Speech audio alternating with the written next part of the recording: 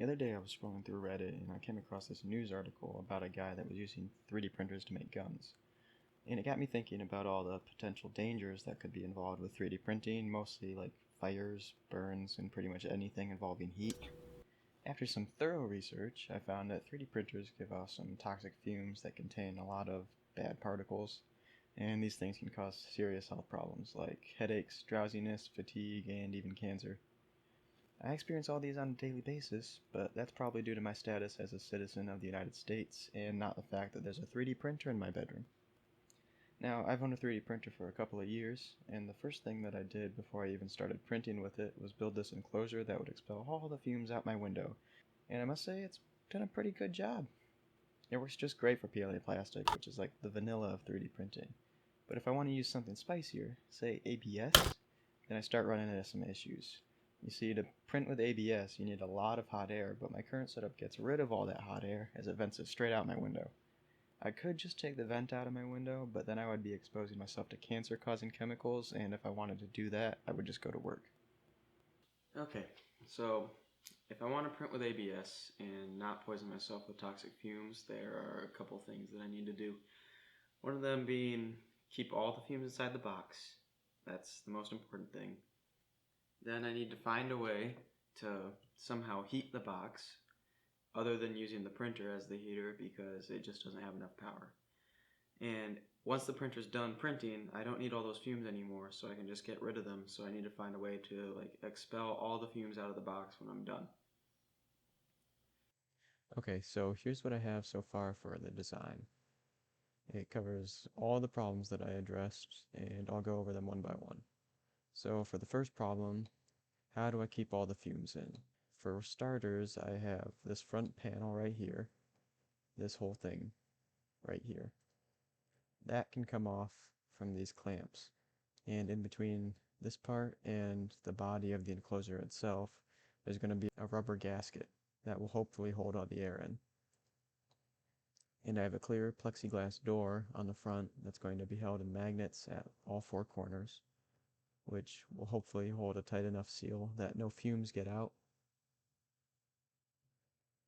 Here's where the fan duct will go.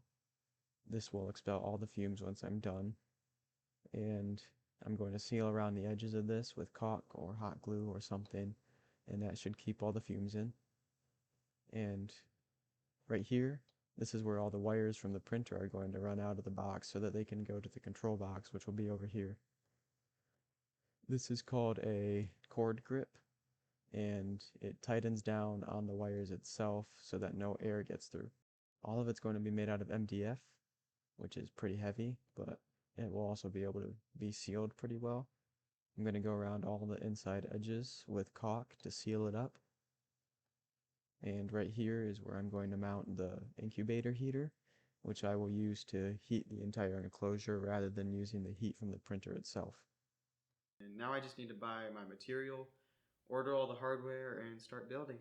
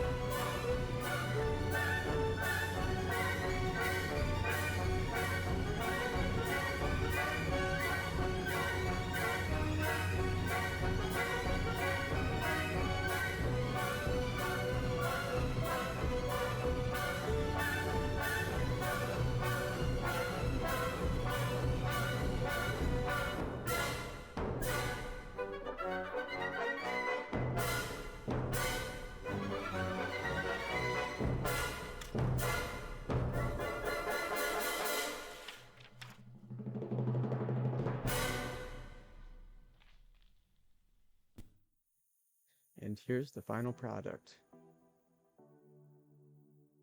With an integrated temperature control system, a fan and heating elements, LED lights that have adjustable light levels, a door that comes off and goes back on easily using magnets. All the seams on the inside of the container are sealed with caulk, and on the outside are sealed with hot glue to prevent any air from escaping.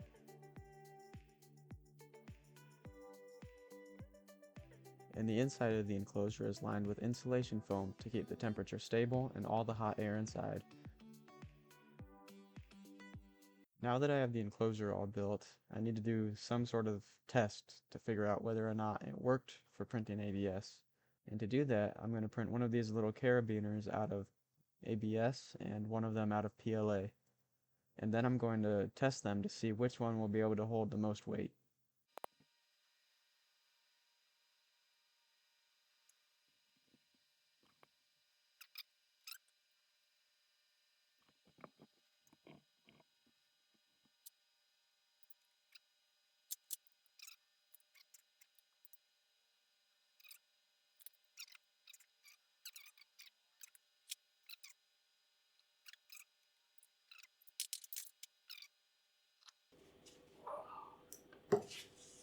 Oh, we're getting there, I think. I heard something crack. Oh, this.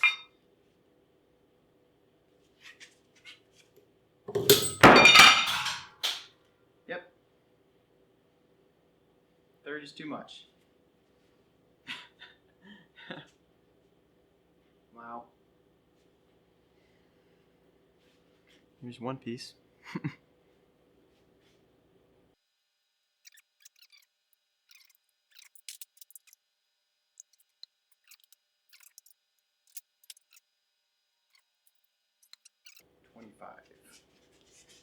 This is 20.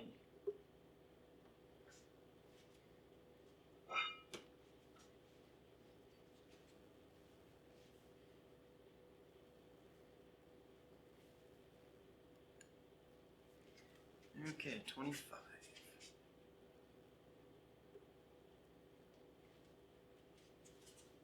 Oh, I can see it bending.